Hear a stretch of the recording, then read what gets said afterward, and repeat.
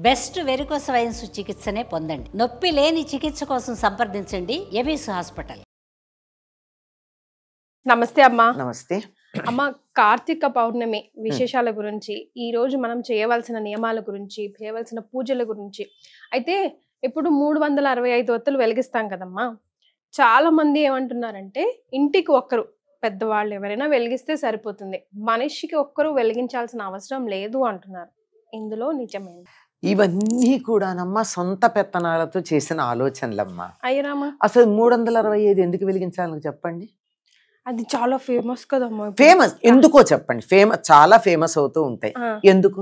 ఒక కారణం ఉండాలిగా. ఎవరో ఇలాగే చెప్పి దాన్ని పాపులర్ చేస్తే అమ్మో అందరూ వెలిగిస్తున్నారు, మేము వెలిగించకపోతే మా పుణ్యం అదే కదా.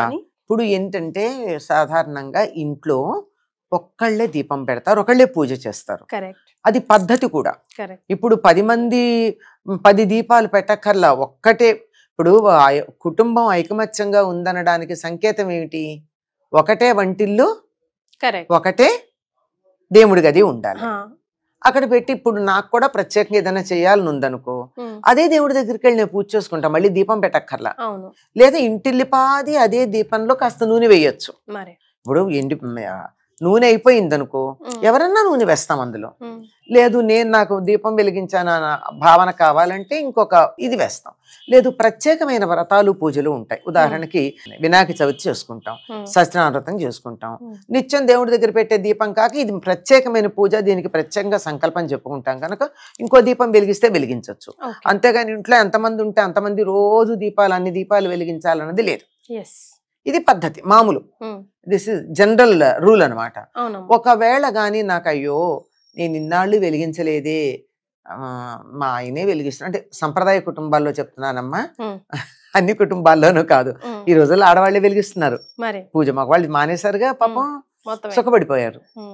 అయితే మరి నాకు కూడా కావాలి అన్న భావన వస్తే, లేదా అత్తగారు చేస్తోంది కనుక కోడలు కావాలనే భావన వస్తే, కోడలు చేస్తోంది కనుక అత్తగారికి కావాలి, ఇట్లా ఎవరికో ఉందంటే పోన్లే అన్ని రోజులకి సరిపడా ఒక్కరోజు 365 ఒత్తులు వెలిగించుకోవాలి అని పెట్టుకుని వెలిగించారు. కానీ రోజు కుందిలో ఎన్ని ఒత్తులు వేస్తామమ్మా? 2. మరి 365 రోజులకి ఎన్ని వేయాలి? ఇది కూడా చెప్పారు ఒకళ్ళు. పొద్దున సాయంకాలం అయితే ఎన్ని చేయాలి? ఇంకా లెక్కలు వేసుకుంటూ పోతే చాదస్తానికి అంతూ పొంతూ లేదు. ఇలా అనిపించి ఎవరైతే ఇంట్లో నిత్యం దీపారాధన చేసుకోరో, ఇప్పుడు చేసుకునే వాళ్ళ గురించి నేను మాట్లాడా. కొంతమంది ఇళ్లలో నిత్య దీపారాధన ఉండదు కదమ్మా. దేవుడి దగ్గరికి వెళ్ళి దండం పెట్టుకోవడమే అపురూపంగా ఉన్న కుటుంబాలు చాలా ఉన్నాయి. దానికి ఇది ఎక్స్క్యూజ్ అమ్మా. అలా చేయలేని పరిస్థితుల్లో ఇది ఉదాహరణకి చెప్తానమ్మా. పొద్దున్నే, ఇప్పుడైతే పరిస్థితులు మారాయి గాని ఒకప్పుడు పొలంలో పని చేయాలంటే ఎన్నింటికి వెళ్ళేవారు? కోడి కూసినప్పుడు వెళ్ళేవారు. కోడి కూసినప్పుడు వెళ్ళి పొద్దెక్కి కాస్త ఎండ వచ్చేదాకా ఉండి పనిచేసేవారు. ఇంటికి వచ్చి ఒక చెంబుడు నీళ్లు పోసుకోకో పొద్దున వండుకున్నదో ఏదో తినేసి కాసేపు విశ్రాంతి తీసుకుని మళ్ళీ 4 ఎప్పుడైతే కాస్త చల్లబడిందో 3:30-4 ఆ ప్రాంతాలు వెళ్ళి సూర్యాస్తమయం దాకా వెళ్ళి పనిచేసేవారు. ఇంటికి వచ్చేప్పుడు వేడి, పగలంతా అలిసిపోయి ఉంటారు కదమ్మా, ఒళ్ళు పులిసిపోయి ఉంటుంది. అందువల్ల వేడి నీళ్లతో స్నానం చేసి సాయంత్రం వేడివేడిగా అన్నం వండుకుని తినేవారు. ఈ లోపల వాళ్ళకి రోజు దీపం పెట్టుకుని పూజ చేసుకునే సమయం ఏముంది? నేను శాస్త్రోక్తంగా ఒక అరగంట దేవుడి దగ్గర కూర్చొని పూజ చేస్తాను అంటే పొలంలో పని ఎవడు చేస్తాడు? వాళ్ళు పని చేయడమే పూజ, గుర్తుంచుకోండి. వాళ్ళని పూజ చేయొద్దన్లా, వాళ్ళ పూజ పని చేయడమే.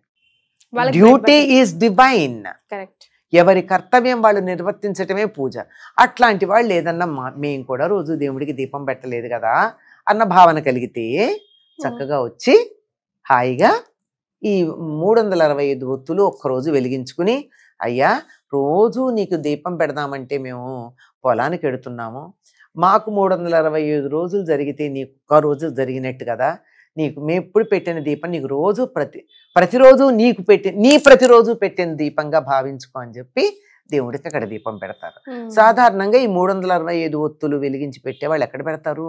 దేవాలయాల్లో పెడతారు. దేవాలయాల్లో, అది కూడా మన శివాలయాలు ధ్వజస్తంభం దగ్గర పెట్టి దాన్ని అంతా పాడు చేస్తాం. అదే కదా, ఎక్కడైనా పెట్టచ్చమ్మా, అక్కడే పెట్టాలని రూల్ ఏం లేదు. ఇంకా శివుడిని ఎత్తిన పెట్టలేందుకు సంతోషించాలి.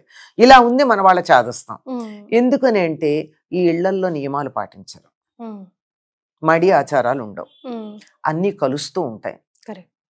అందువల్ల అలాంటప్పుడు అలా దీపం పెట్టే కన్నా మానేయడమే మంచిది కదా, అంచేత పెడతారు.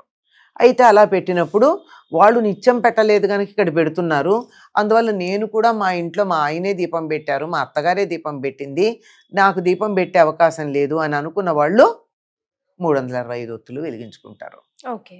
లేకపోతే వెలిగించుకోకపోయినా నష్టమేం లేదు. తర్వాత అన్నీ చేసేవాళ్ళు కూడా వెలిగిస్తారు. ఎందుకు అంటే సంవత్సరంలో ప్రతిరోజు దీపం పెట్టే అవకాశం లేకపోవచ్చు, ఏ కారణం చేత కారణాలు ఏమన్నా కావచ్చు.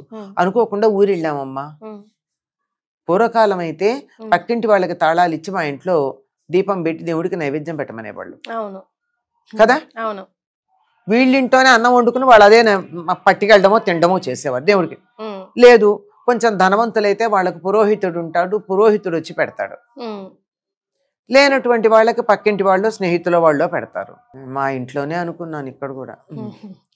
ఇలాంటి సౌకర్యాలు ఇప్పుడు లేనప్పుడు, అందరూ అట్లాంటి వాళ్ళే అయినప్పుడు, ఇది ఇప్పుడు ఇందాక చెప్పానే పొలం పనులకు ఎడుతూ దీపం పెట్టుకునే అవకాశం లేదు.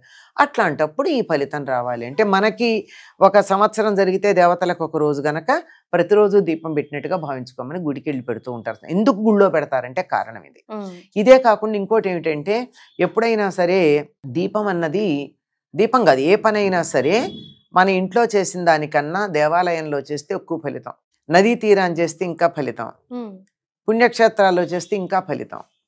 అందుకని ఎక్కువ ఫలితం రావాలి అనే ఉద్దేశంతో చేస్తూ ఉంటారు. ఎందుకంటే మన ఇంట్లో ఉన్న ఆ దైవీ శక్తులు ఈ రోజుల్లో ఈనాటి భాషలో చెప్పాలంటే పాజిటివ్ వైబ్రేషన్స్ మన ఇంట్లో ఉన్నదానికన్నా దేవాలయంలో ఎక్కువ ఉంటాయి, నదీ తీరాల్లో ఇంకా ఎక్కువ ఉంటాయి, పుణ్యక్షేత్రాల్లో మరీ ఎక్కువ ఉంటాయి. అందువల్ల అట్లా పెట్టడం జరుగుతుంది. అది విషయం ఇదమ్మా. ఇష్టమైతే పెట్టుకోవచ్చు, రోజు కూడా 365 ఒత్తులు వెలిగిస్తే ఎవరు కాదన్నారు. భావన ఇంపార్టెంట్, భావన చాలా ప్రధానం.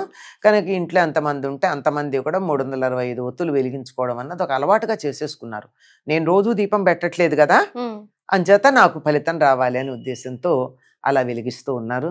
పైగా మనకి చక్కగా ఇప్పుడు ఈ రోజుల్లో పూర్వం అయితే కష్టపడి చేసుకోవాల్సి వచ్చేది, ఇప్పుడైతే రెడీమేడ్గా కట్టలు దొరుకుతున్నాయి. అది విడదీసి కూడా ఉండొచ్చు, అలా కట్టగా ఒక క్యాండిల్ లాగా కొవ్వొత్తిలాగా పెట్టేసి వెలిగించుకోవడానికి వీలుగా కూడా పెడుతున్నారు. ఇదివరకు రోజుల్లో అన్ని చేతితోనే చేసేవారు కదమ్మా, చేసేవారు. నేను కూడా ఒక 15-20 ఏళ్ల క్రితం దాకా ఒత్తులన్నీ చేత్తోనే చేసుకునేదాన్ని. ఇప్పుడు దొరుకుతున్నాయి కానీ ఆ తేడానే. ఏ పత్తి వాడతారో తెలియదు. అప్పట్లో మేము పమిడి పత్తి మా ఇంట్లో ఉండేది.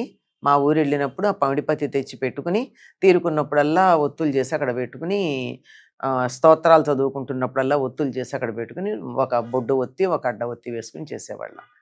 ఇప్పుడు ఎటువంటి పత్తితో చేస్తున్నారో తెలియదు, ఏం చేస్తున్నారో తెలియదు. ఏదో పత్తి చేస్తున్నారు, మనకు దొరుకుతున్నాయి.